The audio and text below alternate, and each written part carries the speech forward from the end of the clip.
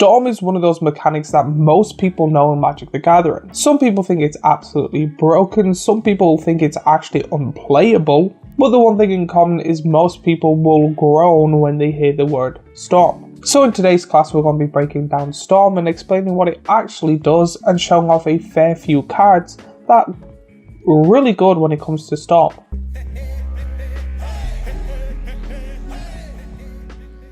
Hey, I'm Corey Joe VCJ and welcome back to Commander Class episode 156. Today we're going to be breaking down the keyword Storm. We'll go over what Storm does, why people love and hate Storm, where it realistically fits in the game of Commander, and then showing off some of the cards with the keyword Storm. But before I go any further, just a quick little shout out for my small little Etsy shop where I make t-shirts and hoodies in multiple colours and designs for people to enjoy. If you like me and what I do, first, buy yourself something nice. Secondly, like, subscribe and watch more of my content.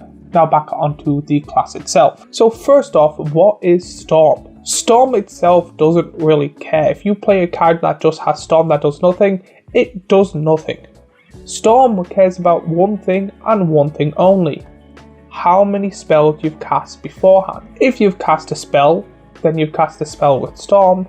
The card with Storm on it does what it does twice. One for playing it and one for playing a card before playing it. Pretty much whenever you cast a spell, you get kind of a Storm counter, and then whenever you play a card with the keyword Storm, for each one of those counters and itself, that card pretty much copies itself and you get it again and again and again.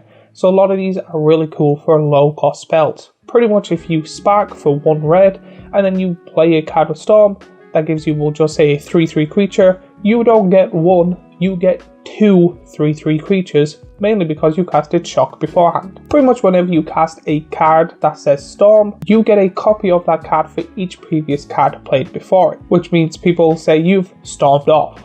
The more spells you cast, the bigger the payoff. But why does Storm have a bad reputation? Storm has a bad reputation when it comes to Commander, but has a very valid reason of why. People will build a thing called a Storm deck, which has rather 1 or 2 or a good chunk of cards with Storm, and then a bunch of low cost cards, and then cards that kind of copy spells and stuff like that. With this deck, they do the one thing Magic players don't like: have a very long turn. Now it depends on how you build the Storm deck, but if you keep copying cards over and over and over again and then go, cool, I'm going to play an extra turn card after having 20 of these copies, then you're getting 20 extra turns. Some people go infinite with their extra turns, and then you get to just pretty much sit there and go, I get to win no matter what I do. You're not really playing Magic then, you're playing Solitaire, and a lot of people don't like it when people play Solitaire in a Magic the Gathering game. The other thing is it gets kind of confusing because there's like enchantments and stuff that give you kind of an additional copy whenever you copy a spell. There's cards that let you get extra Storm effects and stuff like that, so pretty much it turns into, oh, I get 1 copy of this spell, and because of that I then get 4 copies of this spell, but then I cast an extra copy spell to then give me a copy of this, which gives me another copy of that, and then I play my Storm card that gives me this many copies of this artifact from this enchantment because I've cast this many spells, and people just sit there going, sure, what? Storm decks are kind of like glass cannons. They do a lot of damage and have quite a high win rate, but you just sit there really doing nothing early to mid game, just kind of preparing the pieces, gluing them together to then just go, oh cool, yeah, I instantly win, or I'm going to take so long, it's going to just be easy to say I win and move on to the next game. And that's why a lot of players have the problem with the keyword Storm. Now in saying this, I do have 2 decks that do this. I have a Zafi deck that the whole point is to make as many copies to activate its 10 cost ability to do 10 damage to a random opponent, but then I'm also then casting a 10 cost spell that does 10 damage to an opponent, and then I'm copying it a bunch of times, so then Zafi's triggering like 6 times, and then I'm also then triggering it 6 times, which then makes me win the game. But again, a lot of it is just wait and see.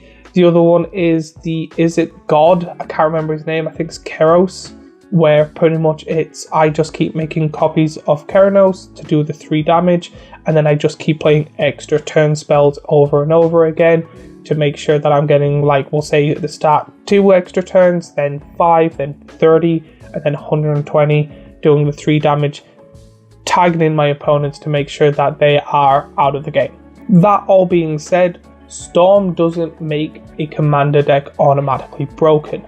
Storm has the biggest problem of you need the right pieces at the right time, and it's really slow. If you don't draw the cards you need, deck's useless. If someone discards your hand or discards one of your main pieces and you only have 1, 2 or 3 of the piece you need, again, game's over, you're not doing anything. The decks when it comes to Storm are not really flashy. It's kind of, I'm going to play this damage spell or I'm going to play this extra turn spell and go infinite with both.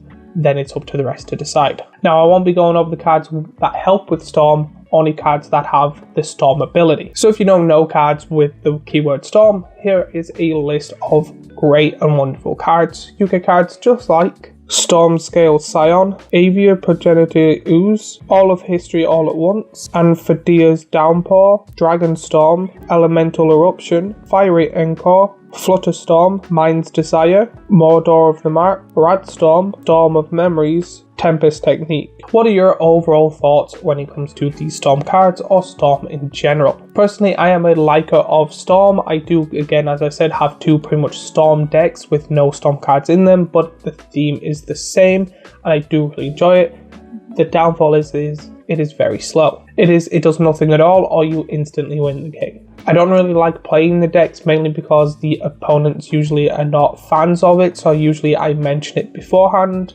which I kind of do with a lot of my decks. I know I have a stacks deck, which I'm like, I would like to play this. If people don't like that or don't wanna, I have other decks that I can play as well. Storm is one of those things that I make sure everyone knows that I'm doing, so they kind of keep more of an eye on the deck. I do think Storm is a misunderstood mechanic. Rather, people have heard bad stuff around it and don't want to touch it at all, or people go a bit too much into it and then want to build every single deck that does it and go off and build the most broken Storm deck they possibly can. Overall, when it comes to the Storm mechanic, I give it an 8.2. But as always, let me know what you think of the keyword Storm. If there's anything I missed or should add in, let me know. Any keywords you want me to talk about, let me know in the comments down below. While you're there, remember to like and subscribe and all that YouTube stuff we always ask for. And as always, if you like this Commander's class, I have last week's Commander class here, a playlist of all the Commander classes I make here, and the subscribe button here, and I shall see you all in the next video.